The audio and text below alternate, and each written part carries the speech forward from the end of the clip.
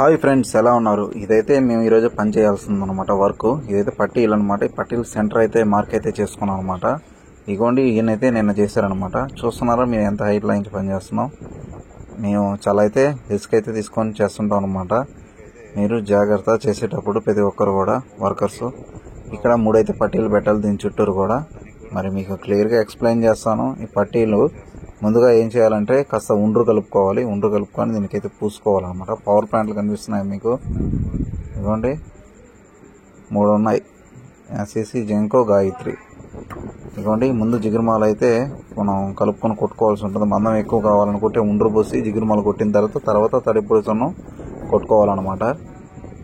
మందాన్ని మనకి 1 ఇంచ్ అయితే మందం పెట్టుకున్నాం. కింద చూసుకుంటే దాదాపు 1.5 అంగుళం 2 అంగుళాలు దాకా వస్తుంది మందం. ఈ పైన 1 ఇంచ్ వేస్తే మనకి చూస్తున్నారు కదా, మనకి ఇలా అయితే పట్టి కొట్టుకోవాలి. మనకైతే ఖచ్చితంగా కొలతలు అయితే గీసుకోవాలి. ఆ గీసుకున్న తర్వాతే మనం తోముకోవాలి చుట్టూరు. వ్యూ పాయింట్ అయితే చాలా బాగుంది. ఇక్కడ నుంచి వీడియో అనుకోకుండా అటు ఇటుగా తీసాను అనమాట. ఇగో పట్టీలు 3 పట్టీలు అన్నాను కదా, 3 పట్టీలు కూడా రెడీ అయ్యాయి అనమాట. ఇగోండి 3 పట్టీలు.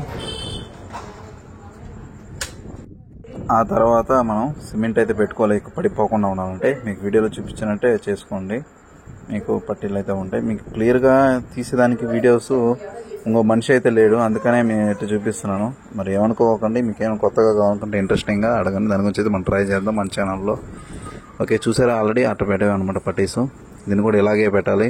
నేనే మా బావ ఇద్దరం కలిసి అయితే వర్క్ అయితే చేస్తున్నాం. ఈరోజు 5th ఫ్లోర్ అనమాట. ఇది పూర్తి పైన ట్యాంకీ దగ్గర అనమాట.